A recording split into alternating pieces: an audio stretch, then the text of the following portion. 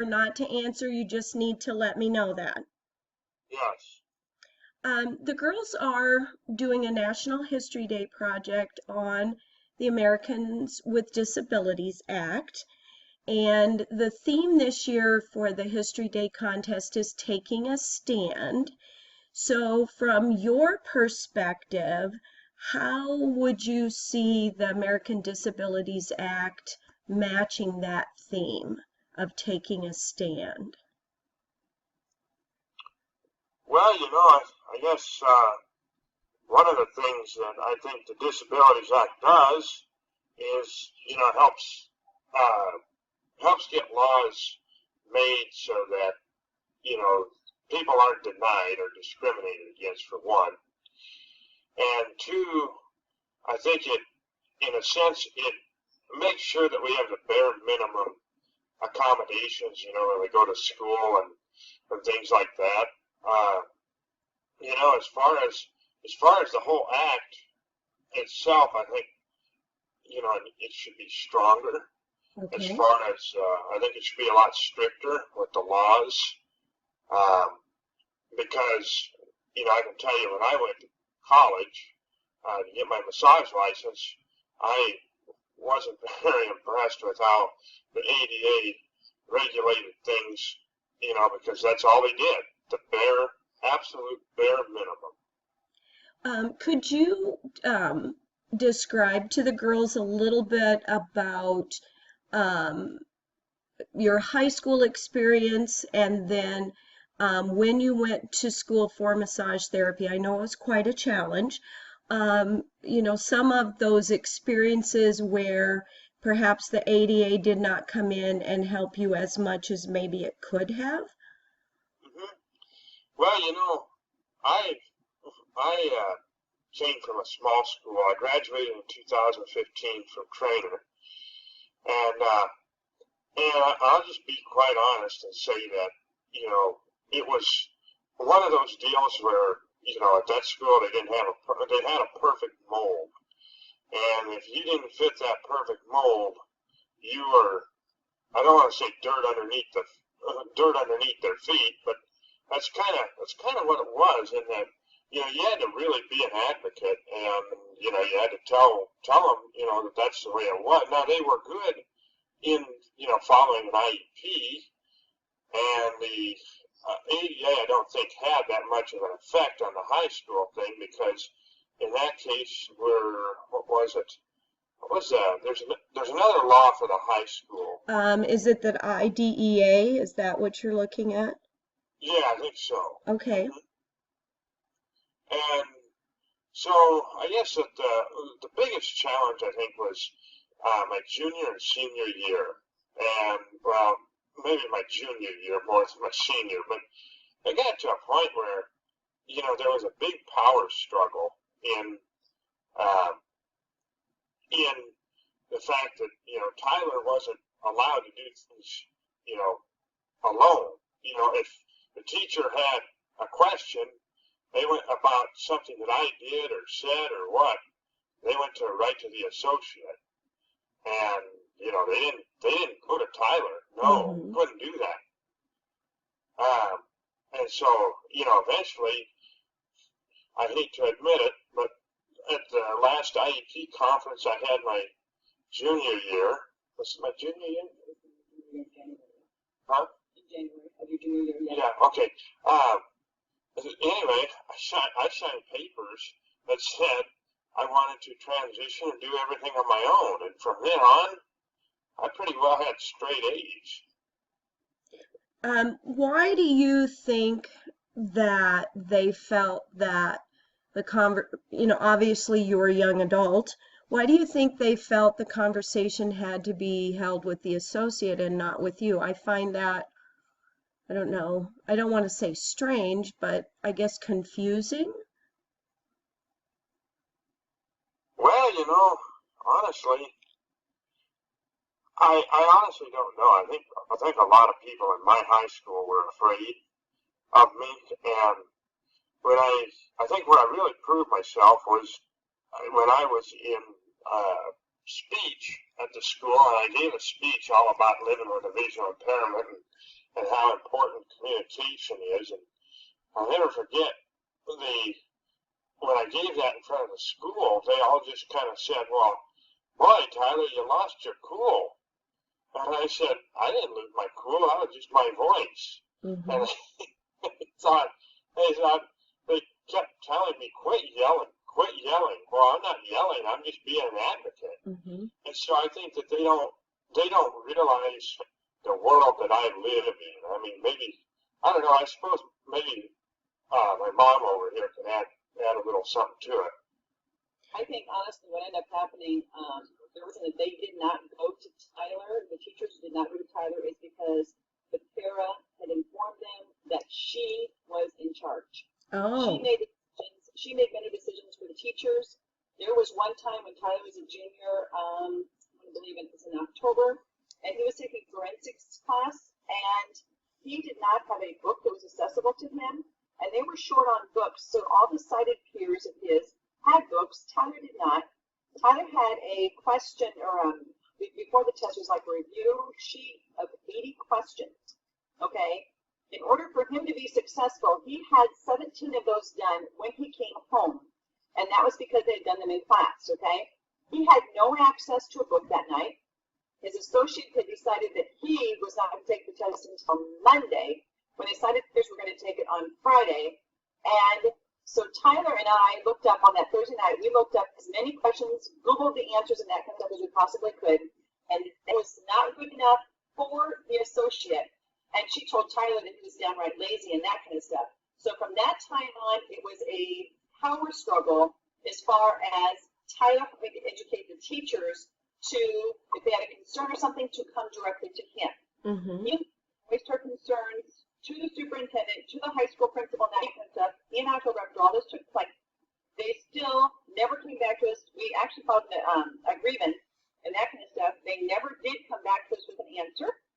And like I say, there's a lot of feelings, and the associate could not understand why, when she wanted to have the IEP conference in January, the time that was convenient for her, I had to take time off of work, Gary had to get off and that kind of stuff.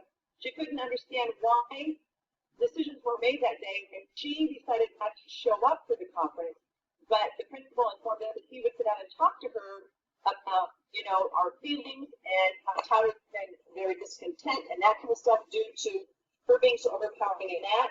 And it got to be a very big, nasty sort of thing, and Tyler was called rude, he was called obnoxious, he was called disrespectful by her and everything. And so at that point, the end of January, we just had her totally taken off of the IEP, and she ended up being a city hall person instead, you know, that looked over city hall and that kind of, or what do I say, like the adult supervisor, whatever, in city halls and that. She never could understand, but the principal said he would take care of it, and he never once had a conversation with her about it. I think it was a struggle because she wanted to control everything that Tyler did. You know what I'm saying? Yeah. Tyler, when you transitioned to the massage therapy school, I know that you faced a lot of challenges there. What was the biggest hurdle for you? I know you talked about the minimum of the ADA. What was the biggest hurdle for you, and how were you able to, I don't want to say solve the hurdle, but you know, make everything work so that you could move forward with your education? Well, I think that's a really good question. I think that the biggest hurdle that I ever went through was probably upper kinesiology, which is the study of the muscles, where they're at, how they, how they move and what they control. And I had an instructor who thought, well, guess what, Tyler? It's my way or it's the highway. And you're going to feel it on the skeleton, and you're going to take the test that way. And anyway, I was voicing my concerns, and I said, well, we don't massage plastic bones. We massage bodies. And I said, how are you going to, of course, I don't mean that in a weird way, but yeah. how are you going to learn to how are you going to learn the muscles if you feel it on a plastic skeleton? Nerves and stuff like that I can understand, but how are you going to build muscles?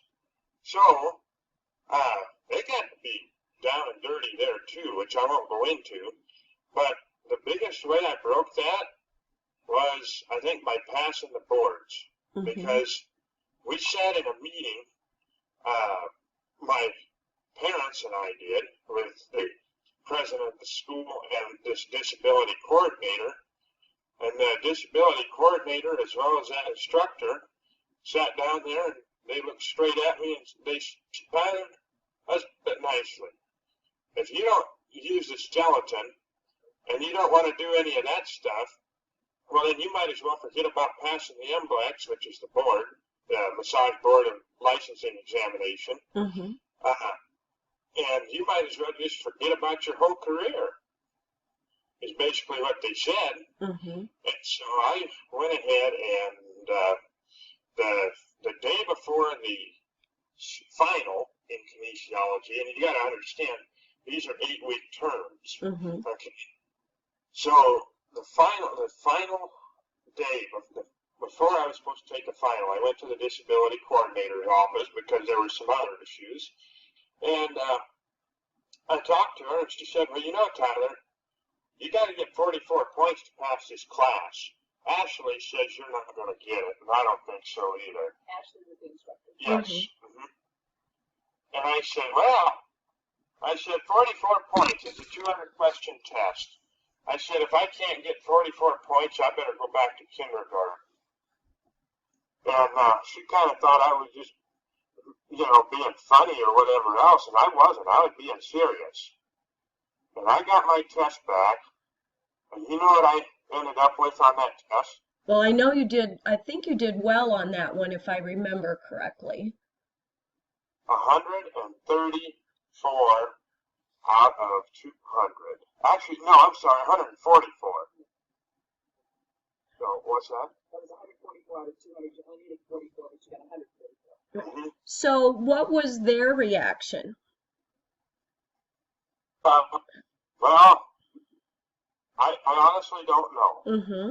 I think Ashley, the instructor, was pretty surprised because by the time and I had her next term in another class as well, and so the next term, boy, she tried to do everything she could to make amends with me, and there were a few times though where we butted heads again, and I hate to say it, but number one, now I'm in business for myself, and number two, I have a pretty successful clientele for being the third month in business, and also the fact, and I think this is funny, and I shouldn't say it, but I'm going to. I think it's rather funny that school is closing. There must be other issues there. Tyler, when you look at being able to establish your own business and have, people that come to see you every day, so that you can help them feel better, are there any issues where you work where the ADA is not followed, or have they had to make some accommodations so that you can be the massage therapist that you would like to be? Well, I think that the biggest accommodation that they had to do is learn to clean up their place. Because they had, when I went in there, and the place where I was going to keep my supplies and my treatment room that I'm renting there was full of junk. I mean, it was just plumb full of junk. And so I told the guy that I'm renting from, I said, if you're not going to clean it up, I'm going to clean it up. And so Mom and I, we went over there and we basically threw a bunch of garbage in the dumpster is what we did.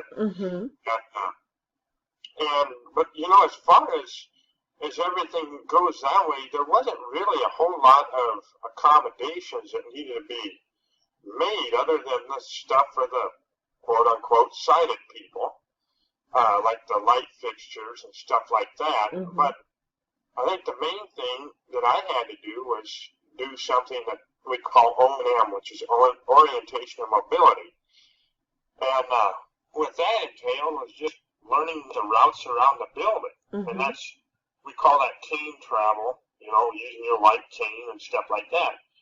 And, the way you do that is you take a tactile board over there, that you can draw on with a pencil and it'll show up, so you can feel it. And I had to take somebody over there and I draw a map. And I draw a map of the room and I say, okay, what's this, what's that? Tell me. And then I go ahead and I explore it, with my cane and my hands and, feel everything that's there in the building. And there were a lot of things. I've been to this building several times, but there were a lot of things that I didn't even know were there. Mm-hmm. And I hate to admit it, but I'm still finding things that aren't there, that I didn't know that were there before. Mm-hmm. The other day I found a treadmill near the water machine. I said, I didn't know that was there. And he said, well, it's been here since we opened. I think the important thing to understand too with Tyler is that this is the chiropractor that he had been seeing for 2 years, and also the chiropractor that encouraged him to consider massage therapy because he would be looking for a massage therapist down the road, meaning the chiropractor. Mm-hmm. Okay?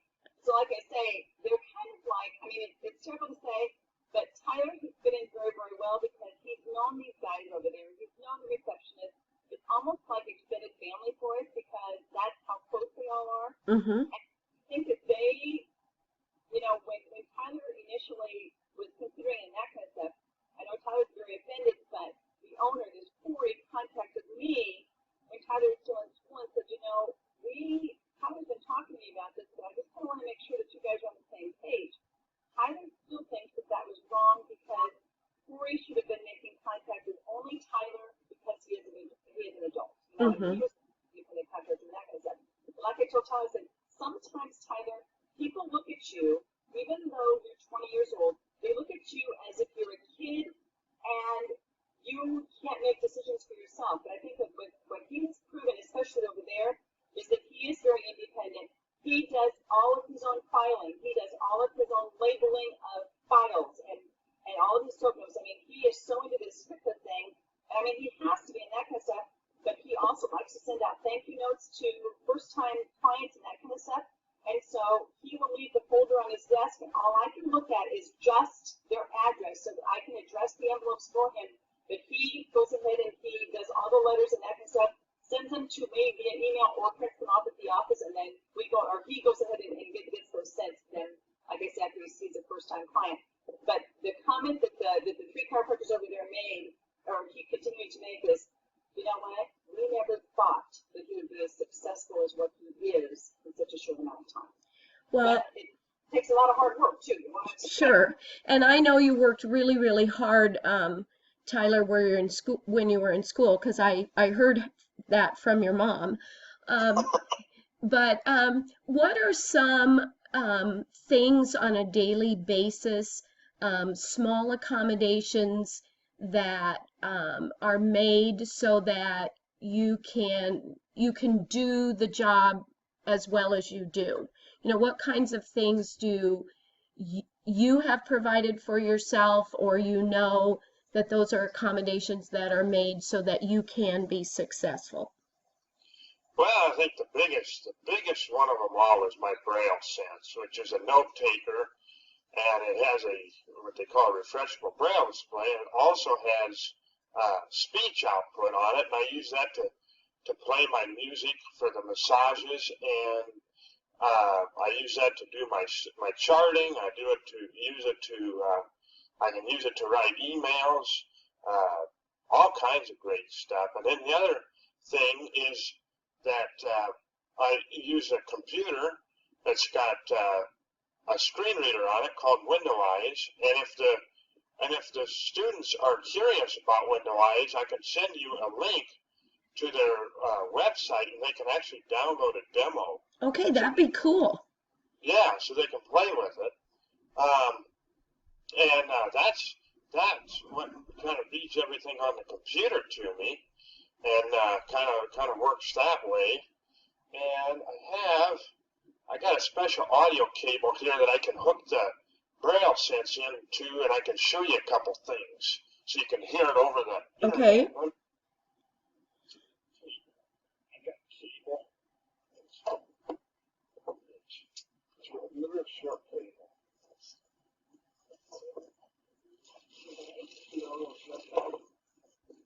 It's a real big.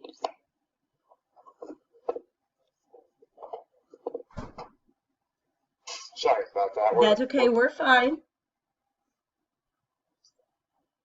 Yep, this one. Okay, I found it.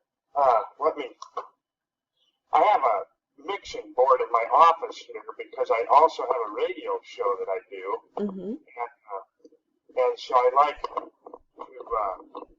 to have a lot of advanced technologies in here. But let me hook this up here and I'll show you kind of how it works. Okay. Put this in this. If I do everything right, it should work. Let's see here. Okay, let's see here if you can hear this. Oops, maybe I got wrong.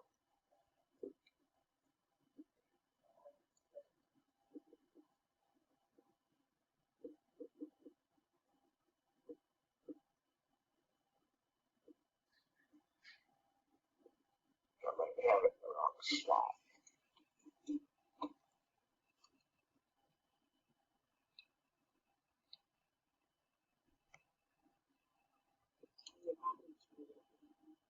For what? Oh, this channel here? Oh, there we go. Here, let me. Wait 1 second here. I can hear it. Oh, it is? Okay. Oh.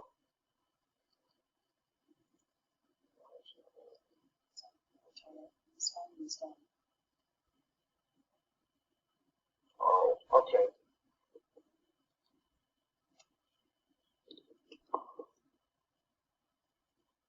I don't know why it's not working. Huh. Sorry to waste all your That's time. okay. It's not, that's fine. Why don't we go ahead and I'll just ask their last question. Okay. If you were a student doing a project on the American Disabilities Act, and especially with your backgrounds and experiences, what would be some important things that you would say they would need to include in their project to have an impact on the person looking at their website? What would be some things that you would think would be important to be in there? Well, I think the biggest thing is treat the whoever you might be talking to, like me. You know, just because I'm visually impaired doesn't mean I'm different than you. Mm-hmm. The only difference is my eyes don't work.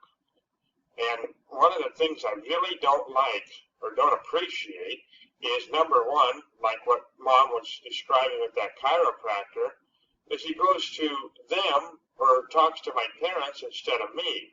Well, you know, don't go asking Mom about my business. If you want to know about my business, call me. If you want to know about my radio show, call the guy who does the radio show. You know? So I would say don't, try not, the biggest thing is try to treat them like, they're normal sighted people. Mm-hmm. Number two would probably be quiet and listen. I know that a lot of people take take time and just think, well, these visually impaired people don't know anything. Well, let me show you what I know. Mm-hmm. You can't. You always think that well, this, they're stupid or they're dumb or, whatever the case is. But, either way, let us make something of ourselves. Mm-hmm. And there's one thing that really absolutely bothers me, and that is there are so many visually impaired people who are, unemployed, and they go ahead and they say, well, I'm disabled. I can, I have a right to live on disability. Well, no, you don't. Not unless you made something of yourself. Mm-hmm. Go out and try and make something of yourself. Go out and try and work. Even if it's, taking a $5 bill at McDonald's, you're still doing something. Mm-hmm. And if you're not working, then you should be volunteering. Mm-hmm. Well, those are excellent points. The girls have a page on their website which is called Impact, so I think those would be great things to use on that page. Tyler, I want to thank you. I think I've asked all the questions the girls had here, probably even threw one or two of my own in there. And I appreciate you doing that. They were able to interview a young lady at our school who is in a wheelchair today and visit with her dad, about their experience with the ADA. And so being able to talk to you and to your mom, that also helps them get that perspective as they go to put this project together. So I thank you for your time tonight, Kim. Thank you. And have a great weekend. And tell your mom I'll see her at class. All right. We'll see you tomorrow. We have an auction in Underwood tomorrow, and maybe you don't go on Sunday, though, do you? No, I don't. I think you're funny enough when you have to drive so far, too, Well, that's just it. And we're having a work day at school tomorrow for History Day, and we'll see how much further we get. Some of my kids are doing a great job, and some need a kick in the wazoo. So we'll. Oh, and my principal supported me 100% with the parent. Oh, good, good. I'm glad to hear that. Yes, but like I say, I don't think that sometimes and I even go back to some of my emails that I sent to one of Tyler's teachers when he was in 5th grade at Trainer and that kind of stuff too. I think maybe I was downright mean, but I was so disgusted with the way he treated Tyler that as a parent, I was just like, how can you do that, number one, to my child? But number two, as a teacher, how do you keep your job and still treat people like trash? You know what I'm saying? Mm-hmm. But I think that when that parent made a comment to you about how old are you, you wanted to say to them, you know what, you need to grow up. Before you can be a parent, you got to grow up first. You know what I'm saying? Well, and my principal said to me, because I shared the emails with her, and she said, what you said in response to the first one, she said, I find nothing offensive. You were very giving, very kind. And then she said, I don't know how you didn't make a comment to the second one. And I said, well, I just knew if I made a comment, I'd get myself in really big trouble. So it was just better not to say anything. So anyway, we'll see how it finishes playing out. Well, enjoy the auction tomorrow. And Tyler, again, thank you very, very much. And when we get this put together, I'll let your mom see the website and she can tell you what's on it. Sure. Okay. And hey, if I wanted to tell you that if the kids would want to come over and see the office as far as where I work and some of that stuff, I'd be happy to show it to them. Okay. Just as I got some time, and know when they want to come down, I'll block off some time so we can do that. Sure, and I will talk with them on Monday. Taylor, she had a soccer game tonight, and Emma was going out to her dad's in Nebraska somewhere. And so let me talk with them next week, and then I'll get you contacted, and we'll go from there. All righty, that works. Thank you so much. Have a good weekend. You too. Bye.